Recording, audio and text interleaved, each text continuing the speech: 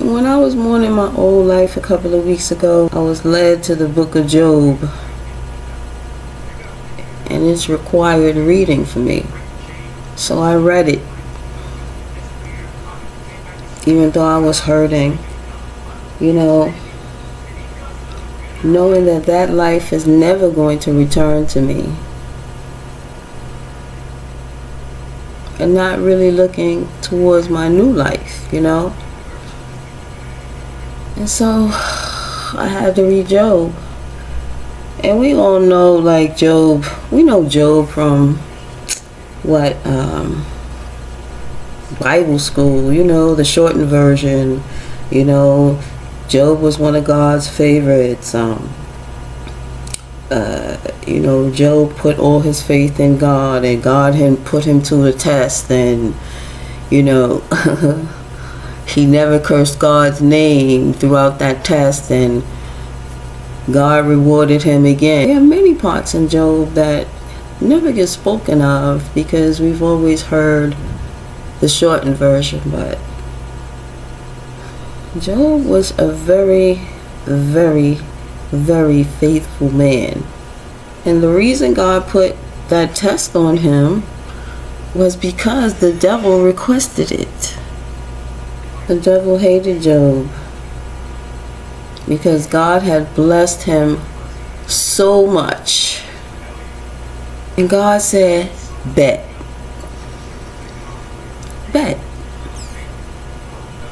Job will never curse my name.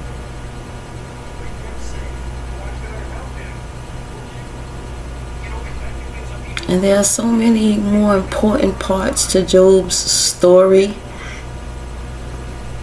Like, he did grieve. He did grieve his old life.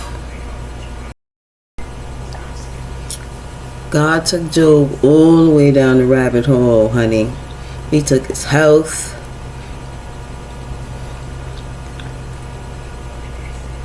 He took his money. Job was living like on the street. And in one of his parables, he was talking about how the kids were harassing him in the street. They have no respect for him. And he looks at those kids and he knows that these same kids, their fathers were men he used to counsel. And Job had more faith than most men.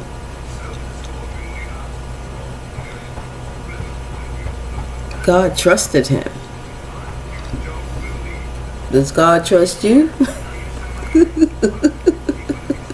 Huh? Does he see you? Does he know you?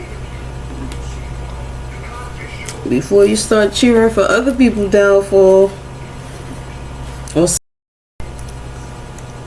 you gotta watch what you say. You might be made Job. One more thing about Job too. Like, when Job was restored by God, but God was satisfied with Job and the test.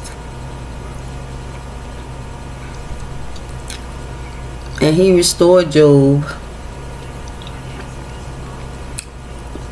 He made Job's friends who doubted Job pay Job.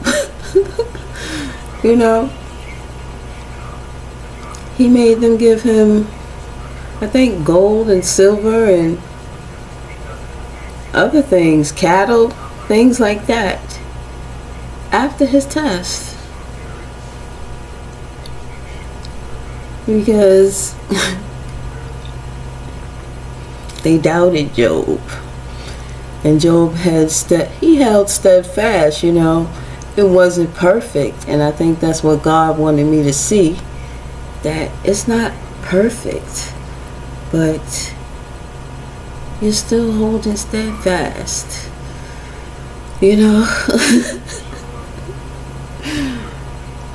The craziest thing about this is, like,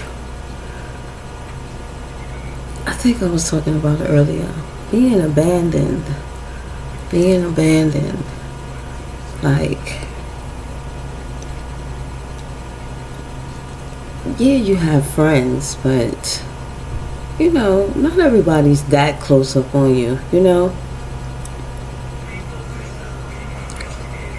But those who are, you know, they're not looking for you. But you know, like I've gotten over that disappointment a couple of years ago, but I need to mention it. And family, oh my gosh. I felt like my family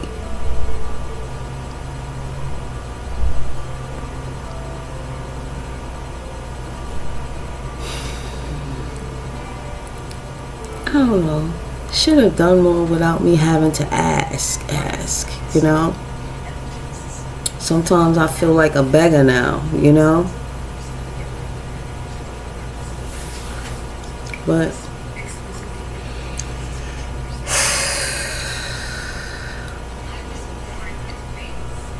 I can't hold it against them. I can't hold it against them. I've decided not to. I've decided not to. A situation that I have to figure my own way out. And that's my new foundation. Me and God and my cat. Come hell or high water. We don't want hell though. I can. He's so cute. I love this cat.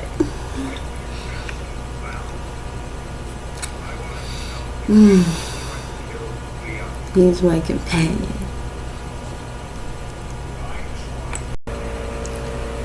The crazy thing about being this free is that, you know, now this is my life and I'm free to do whatever I want to do with it. And that's a little scary, you know. What direction do I take? Like, this is literally my ship. Literally. I just want to make sure that in whatever direction I go, it's the right one.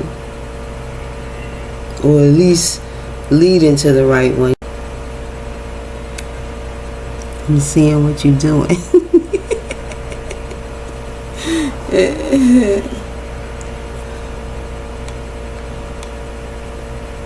Hey, I know what you're doing.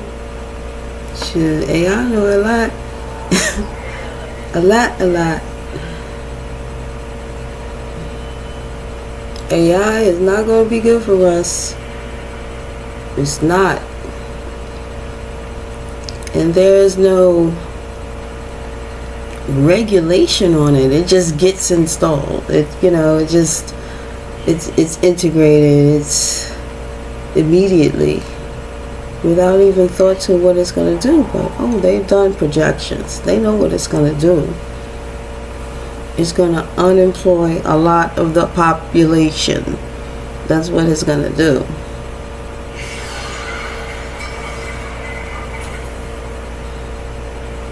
AI will be the new master race. And they're building this system around us, so while we're focused on other things, it's being plugged in, it's being developed, it's being designed around us, literally, figuratively, and literally.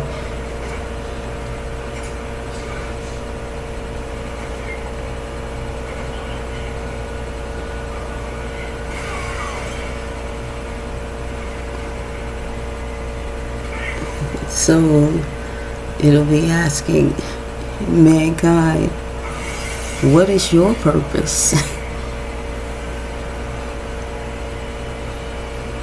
What is your purpose? It's time to find my purpose, but I think I found it. And it is to speak.